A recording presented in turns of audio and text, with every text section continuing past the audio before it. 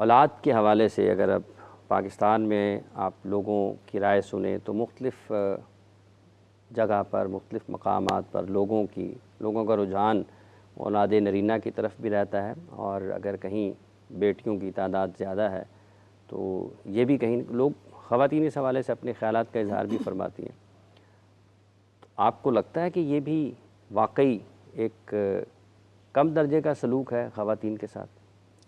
بسم اللہ الرحمن الرحیم، اللہم صلی وسلم وبارک علی سیدنا و مولانا محمد وعلی آلہ وصحبہ وبارک وسلم۔ بہت شکریہ حافظ صاحب، اور بڑا ہی معاشرے کے لحاظ سے بڑا اہم سوال۔ ہمارے اس معاشرے کے اندر بہت ساری ایسی چیزیں ہیں کہ جو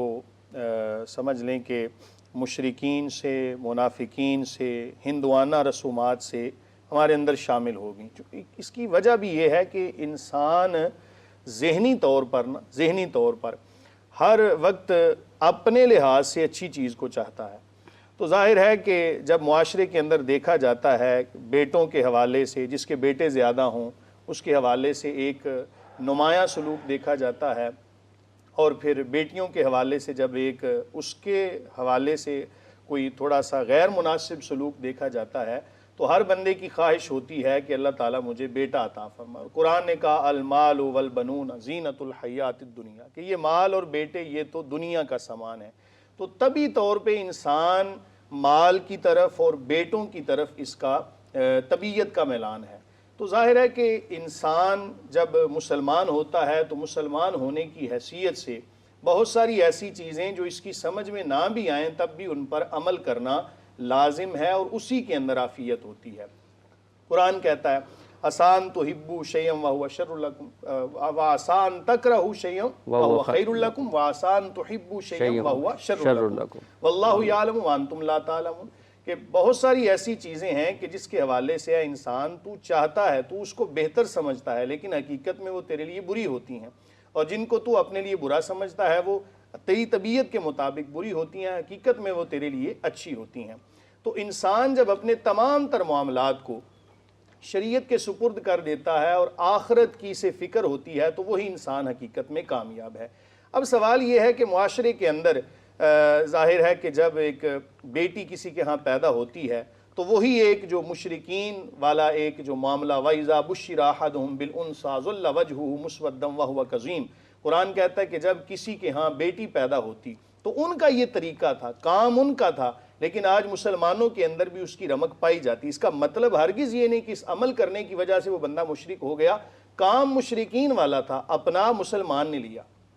تو یہ اس کا غلط طریقہ ہے۔ نبی کریم صلی اللہ علیہ وآلہ وسلم نے ان تمام چیزوں کی نفی فرما دی، فرمایا کہ اے مسلمان، جب تو مسلمان ہو جاتا ہے، جب دائرہ اسلام کے اندر داخل ہو جاتا ہے تو تجھے یہ پتہ ہونا چاہیے کہ تیری جنت الجنت تحت اقدام الامہات، کہ جنت تیری ماں کے قدموں کے نیچے ہے۔ اسی طرح جب بیٹی کے حوالے سے فرما دیا کہ دو بیٹیوں کی پرورش کرنے والا کل قیامت کے دن اس طرح میرے قریب ہوگا جس طرح یہ دو انگلیاں قریب ہیں۔ تو جب کوئی مسلمان صحیح معنوں میں سیرت طیبہ صلی اللہ علیہ وآلہ وسلم کا مطالعہ کرتا ہے، جب قرآن کی تعلیمات اس کے اندر آ جاتی ہیں تو وہ ظاہری نمود و نمائش یا ظاہری چیزوں کو کچھ نہیں سمجھتا، پھر اس کا توکل اور اس کے تمام تر معاملات شریعت کے سپرد ہوتے ہیں۔ اس کو پتہ ہوتا ہے کہ اگر دنیا کے اندر کہیں میرا نقصان بھی ہو جائے، دنیا کے اندر اگر کہیں مجھے خسارہ بھی ہو جائے، تو اس سے بڑھ کے اللہ تعالیٰ نے جو مجھے آخرت میں انعامات عطا فرمانے ہیں اسی کے اوپر اس کا بھروسہ ہے۔ اور پھر آپ دیکھتے ہیں کہ حضور نبی کریم صلی اللہ علیہ وآلہ وسلم،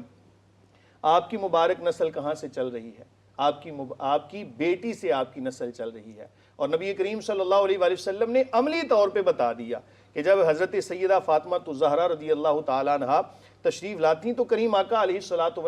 ان کے استقبال کے لیے ان کو عزت دیتے ہوئے آپ ادب میں کھڑے ہو جاتے۔ اس کا مطلب یہ نہیں کہ بیٹی کی شان باپ سے بڑھ گئی، بلکہ بتانا یہ مقصود ہے کہ اے مسلمان، یعنی آج کے مسلمانوں کو بھی یہ پیغام ہے کہ اگر بیٹی کی عظمت دیکھنی ہے، بیٹی کی شان دیکھنی ہے، تو تم نبی کریم صلی اللہ علیہ وآلہ وسلم کی اس سیرت کا مطالعہ کر لو کہ میرے نبی صلی اللہ علیہ وآلہ وسلم بیٹی کے لیے ادب سے اٹھ رہے ہیں، ان کو عزت عطا فرما رہے ہیں۔ تو اگر یہ ساری کی ساری چیزیں ایک مسلمان پڑھتا ہے، سنتا ہے، ان کو اپنی زندگیوں میں شامل کر لیتا ہے، تو پھر میرا خیال ہے کہ اس کے اندر ایسی کوئی بھی جو غلط چیز شامل ہوگی ہے نا، وہ نہیں ہوگی۔ اور یہ جو جتنی بھی غلط چیزیں شامل ہوئی ہیں نا، صرف اور صرف دین اسلام سے دوری کے باعث۔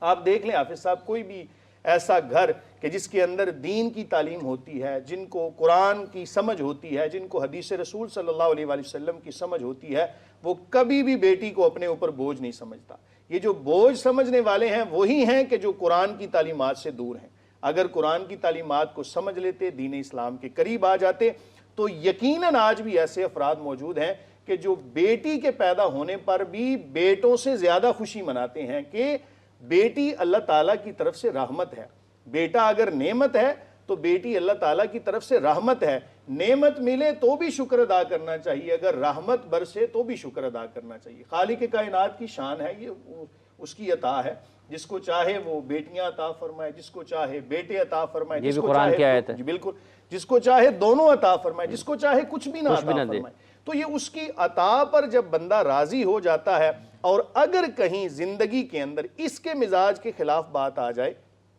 ہوتا سب کچھ اللہ تعالیٰ کی حکمت، اللہ تعالیٰ کے حکم سے ہے، لیکن بعض دفعہ نا ہمارا مزاج ایک بنا ہوتا ہے، ہم بعض دفعہ کسی چیز کو چاہ رہے ہوتے ہیں، ہم کسی چیز کو پسند کر رہے ہوتے ہیں، لیکن اللہ تعالیٰ کے ہاں کون سی چیز زیادہ عظمت والی ہے یہ اللہ تعالیٰ کی ذات جانتی ہے۔ اور جہاں پہ المال والبنون زینت الحیات دنیا والباقیات الصالحات، وہاں سے ہمیں یہ بھی